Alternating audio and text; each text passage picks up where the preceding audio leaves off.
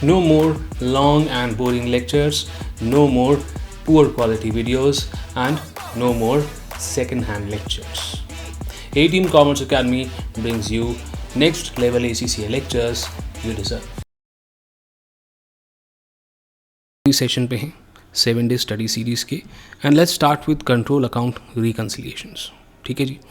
यहाँ पर हम केवल 2 सिंपल चीज़ों की चर्चा करने वाले हैं. पहली बात तो सर कंट्रोल अकाउंट रिकन्सिलिएशन की ज़रूरत क्यों पड़ती है, why is it at all needed, and then we are going to do different types of questions that can be asked based on this concept. ठीक है जी. फटाफट से बढ़ते हैं. यहाँ पर क्यों करना है sir, why do we do that? One simple reason why we need to perform these control accounts is to make sure that we confirm reliability. So reliability का मतलब क्या होता है? reliability का मतलब जो भी फिगर्स फाइनेंशियल स्टेटमेंट के अंदर जा रहे हैं वो एक्यूरेट होने चाहिए, सही होने चाहिए, और इस चीज़ को कंफर्म करने के लिए हमें ये कंट्रोल अकाउंट्स बनाने पड़ते हैं. सर कंट्रोल अकाउंट्स होते क्या हैं? कंट्रोल अकाउंट्स असल में कुछ नहीं होते, ये लेजर अकाउंट होते हैं, और ये लेजर अकाउंट इसलिए बनाए जाते हैं ताकि आप अकाउंटिंग सिस्टम का ओवरऑल एक्यूरेसी पे ध्यान दे सकें, यानी कि extension of what we discussed right now.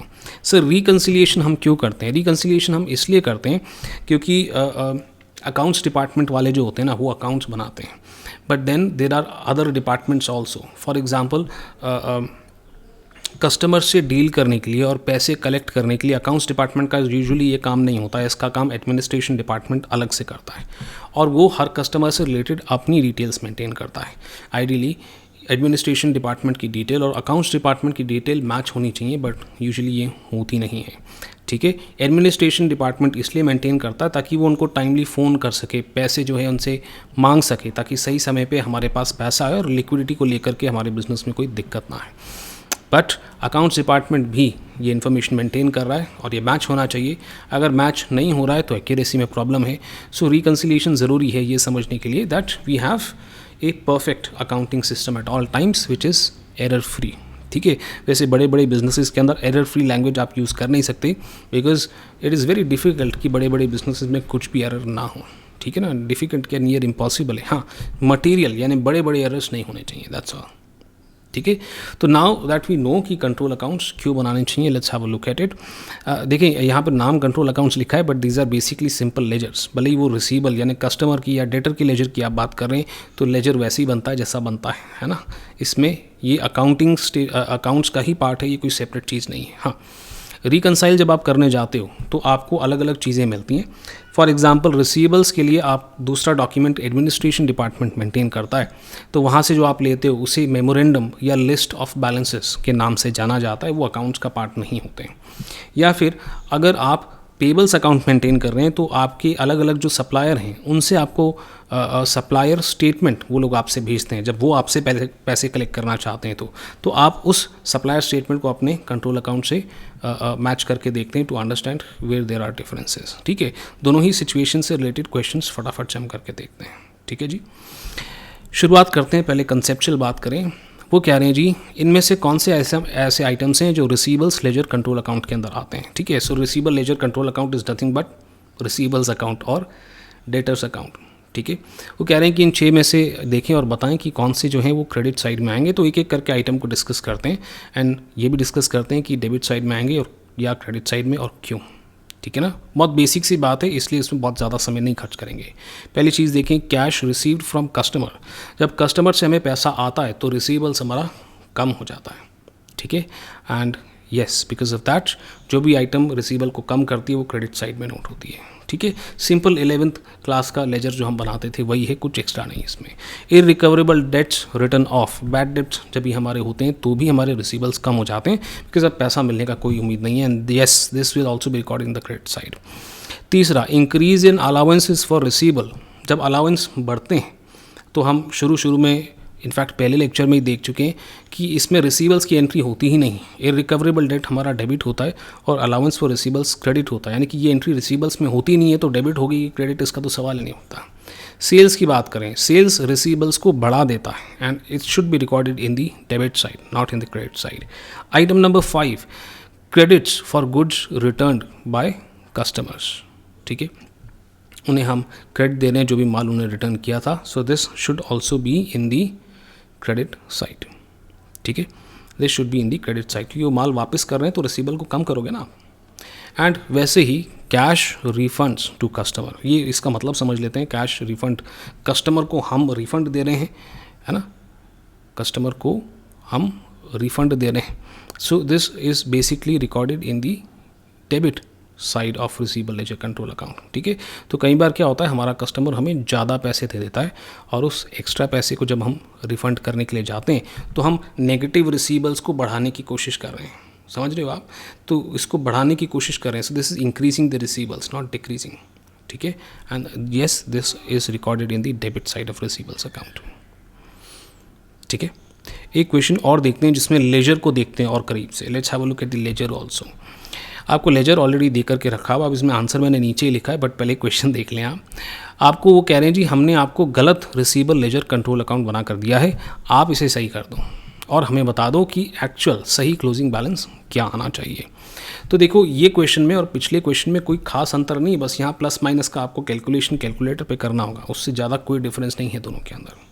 ठीक है, यहाँ पर भी आपको यही बताना है कि कौन सा आइटम डेबिट साइड और कौन सा क्रेडिट साइड में रिकॉर्ड होना चाहिए। And once you are done with that you simply need to add and subtract and find out what is the closing balance. ठीक है, जैसा कि आप यहाँ पर देखें डेबिट साइड में देखें, क्वेश्चन की डेबिट साइड में, आंसर की नहीं, क्वेश्चन की डेबिट साइड में देखें तो आपको ओपनिंग बैलेंस 180,000 दिखेगा। ये बात तो सही है कि रिसीवेबल्स का ओपनिंग बैलेंस डेबिट साइड में ही दिखता है, तो यहाँ तो कुछ नहीं करना। कैश फ्रॉम क्रेडिट कस्टमर्स, यानी कि पैसा हमें क्रेडिट कस्टमर से रिसीव हो रहा है, तो जब पैसा रिसीव होता है तो हमारा रिसीवेबल कम होना चाहिए, तो ये डेबिट साइड में नहीं क्रेडिट साइड में दिखना चाहिए। वैसे ही सेल्स रिटर्न हमारे रिसीवेबल्स को कम करता है, ये अभी भी हमने डिस्कस किया था। And this should also be on the credit side. Cash refund की हमने बात करी थी, कैश हम जब रिफंड करते हैं कस्टमर्स को, so we are essentially increasing our receivable ledger control account and this should be on the debit side. तो सिर्फ एक ऐसी आइटम है जो हमें डेबिट साइड से उठा करके क्रेडिट साइड पे डालनी है। ठीक है, क्रेडिट साइड भी एक बार डिस्कस ज़रूर कर लेते हैं। क्रेडिट सेल्स, हाँ, क्रेडिट सेल्स ऐसी है जो डेबिट साइड में होनी चाहिए बिकॉज रिसीवेबल्स को इंक्रीज कर रही है, तो this should be moved towards the debit side. A recoverable debt return of बिल्कुल सही जगह पे है। Contra against payable, Contra against payable मैंने अभी कुछ टाइम पहले पिछले लेक्चर में ही डिस्कस किया था, जहाँ मैंने आपको बताया था कि अगर आपका एक ही पर्सन है जो आपका कस्टमर भी है और जिससे आप माल खरीद भी रहे हैं, तो हम इनको कई बार सेट ऑफ कर देते हैं। सेट ऑफ करने का मतलब कॉन्ट्रा एंट्री पास करना, और कॉन्ट्रा एंट्री के अंदर पेबल्स और रिसीवेबल्स दोनों को ही रिड्यूस किया जाता है। And therefore contra accounts reduce कर रहा है रिसीवेबल्स को, therefore it is correctly recorded in the credit side. Once we have done तो क्लोजिंग बैलेंस आप यहाँ पर कैलकुलेट करेंगे, आपका आंसर आ जाएगा। तो ये जो सेकेंड क्वेश्चन मैंने ऐड किया था ना, ये सिर्फ आपकी सेटिस्फैक्शन के लिए किया था, क्योंकि यहाँ पर जो लॉजिक आप अप्लाई करते हो वो सेम अप्लाई करते हो। ठीक है, and there are no new type of questions that can be asked from you. ठीक है, एक सवाल हम यहाँ पर और कर रहे हैं और सेशन को रैप अप कर रहे हैं। एक सवाल यहाँ पर और देखें, अब हम पेबल्स की बात करते हैं। तो मैंने आपको कहा था कि पेबल्स को हम रिकंसाइल करते हैं सप्लायर स्टेटमेंट। तो प्रोसेस ये होता है कि जब भी आपका कोई सप्लायर जिससे आप माल खरीद रहे हो, वो टाइम टू टाइम आपको एक स्टेटमेंट भेजता है, एक ईमेल भेजता है, एक चिट्ठी भेजता है, जिसे हम सप्लायर स्टेटमेंट कहते हैं, जिसमें क्लियरली लिखा होता है कि हमने उससे कब कब माल ख़रीदा है, कितना कितना उसने हमें डिस्काउंट दिया है और कब कब हमने उसे पेमेंट किया, and then finally how much amount we need to pay our supplier. ठीक है, ऐसा स्टेटमेंट वो भेजते हैं। तो ये स्टेटमेंट हमारे सप्लायर ने बनाया है, हम इसे चेक करेंगे हमारे कंट्रोल अकाउंट से। क्या, कौन से कंट्रोल अकाउंट से? पेबल कंट्रोल अकाउंट से। तो जब हम कंपेयर करते हैं तो कुछ ना कुछ गैप निकल करके आ सकता है। तो आपको सवाल ऐसा ही आएगा कि पेबल का और सप्लायर स्टेटमेंट का बैलेंस दे देंगे, दोनों के अंदर डिफरेंस निकल के आ रहा होगा और आपसे सवाल पूछेंगे कि ऐसा डिफरेंस क्यों आ रहा है। सो देखिए, इस सवाल के अंदर यही पूछा जा रहा है। वो कह रहे हैं कि एक सप्लायर है, वो सेंड करता है आपको एक स्टेटमेंट, उसमें 14,350 बैलेंस आउटस्टैंडिंग है, ऐसा लिखा हुआ है। यानी कि वो कह रहा है जी हमें आपसे 14,350 चाहिए, पर जब हमने अपने अकाउंट्स के अंदर देखा तो हमें पता चला कि हमें उसे 14,500 पे करना है। ठीक है, अब ऐसा है कि भाई यहाँ पर अगर ईमानदारी के रास्ते पे चलोगे तो आप बोलोगे नहीं जी हम चेक कर लेते हैं डिफरेंस क्यों आ रहा है। अगर ईमानदारी के रास्ते पे नहीं चलोगे तो आप सोचोगे ठीक है ना, कम ही तो मांग रहा है, कम दे देते हैं। फिलहाल ये अज्यूम करते हुए कि आप ईमानदारी के रास्ते पे चल रहे हैं, वो कह रहे हैं जी आप ये बता दो कि आप बता दो कि इनमें से कौन सा पॉसिबल रीज़न हो सकता है because of this difference is coming. So हम चॉइसेस देखें उससे भी पहले हमको क्या देखना चाहिए, डिफरेंस कितना आ रहा है ना, और कहाँ कम है और कहाँ ज़्यादा है। अगर आप क्लियरली देखो तो डिफरेंस हमारा आ रहा है $150 का, और ये डिफरेंस इसलिए आ रहा है क्योंकि सप्लायर स्टेटमेंट कह रहा है हमें आपसे कम पैसे चाहिए, राइट। सो या तो सप्लायर ने कुछ ऐसा रिकॉर्ड कर लिया जिससे उसका अकाउंट बैलेंस कम हो जा रहा है और वो हमने रिकॉर्ड नहीं किया है, शायद ऐसा कुछ तो हुआ होगा, ठीक है। सो उसने अपना अकाउंट कम रिकॉर्ड किया हो, उसका एक पॉसिबल रीज़न हो सकता है कि उसने डिस्काउंट रिसीव नोट किया हो जो हमने रिकॉर्ड ना किया हो, ठीक है। इसके अलावा भी और कई सारे कारण हो सकते हैं भाई, जैसे हमने कोई $150 का हो सकता है माल उससे ख़रीदा हो जो हमने रिकॉर्ड कर लिया हो या उसने ना किया हो, ठीक है, and so on. So let's have a look कि क्या क्या रीजंस दे रखे हैं and whether they explain the reason for difference. पहला उन्होंने कहा भी सप्लायर ने हमें एक इनवॉइस भेजा होगा 150 का जो हमने रिसीव नहीं किया होगा, ठीक है। सो जब सप्लायर हमें इनवॉइस भेजता है तो सप्लायर 150 का सेल्स रिकॉर्ड कर लेगा अपने यहाँ, सेल्स हमारे लिए तो परचेज़ है, उसने अपने यहाँ सेल्स रिकॉर्ड कर लिया होगा। अगर सच में ऐसा होता तो उसके यहाँ 14,500 दिख रहा होता और हमारे यहाँ 14,350 दिख रहा होता, जबकि ऐसा नहीं है, समझे ना आप। मतलब उसने तो सेल्स रिकॉर्ड कर लिया, हमने परचेज़ रिकॉर्ड नहीं किया, सो उसका बैलेंस ज़्यादा दिखना चाहिए इस केस में। So A is not going to explain this difference. B देखें, वो कह रहे हैं supplier has allowed you 150 cash discount, उसने कैश डिस्काउंट हमें दिया रहेगा 150 का, जिसकी वजह से उसने अपना बैलेंस 14,350 से नोट कर लिया है ना, बट हमने रिकॉर्ड नहीं किया, इसकी वजह से हमारे यहाँ 14,500 ही दिखाई दे रहा है, ठीक है जी। सो इन दिस सिनेरियो ये बिल्कुल फिट बैठता है क्योंकि इस कारण से डेफिनेटली उसका बैलेंस कम दिखेगा और हमारा ज़्यादा, ठीक है। बाकी के दो भी डिस्कस कर लें। वो कह रहे हैं यू पेड दी सप्लायर 150, हमने उसको 150 पे किया है, which he has not yet been accounted for. अगर हमने उसे पे कर दिया होता और उसने अकाउंट फॉर नहीं किया है अगेन, तो इसमें उल्टा होता, हमारा 14,350 दिख रहा होता और उसका 14,500 दिख रहा होता, जबकि ऐसा नहीं। वैसे ही ये रिटर्न गुड्स वर्थ 150, हमने माल वापस कर दिया है। अगर माल वापस करते तो हमारा रिसीवेबल कम होना चाहिए, हमारा पेबल कम होना चाहिए और उसका सप्लायर स्टेटमेंट में ज़्यादा अमाउंट दिखना चाहिए। Again this is not going to explain. So B is our answer in this case, ठीक है। तो आप देख रहे हैं किस तरह के सवाल आते हैं।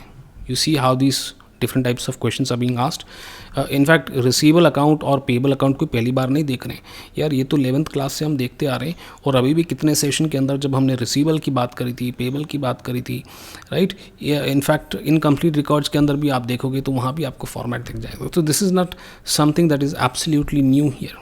ये चीज़ें ऐसी हैं जो आप ऑलरेडी कितनी बार देख चुके हैं।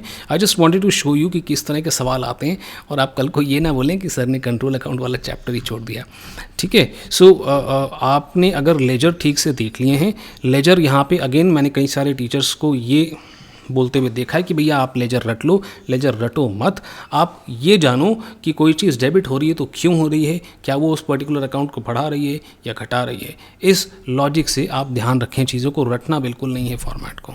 जहाँ आपने रटा वहाँ पर कोई तो ऐसा सवाल आ जाएगा जिसमें आपका रटी हुई नॉलेज काम नहीं आएगी, ठीक है।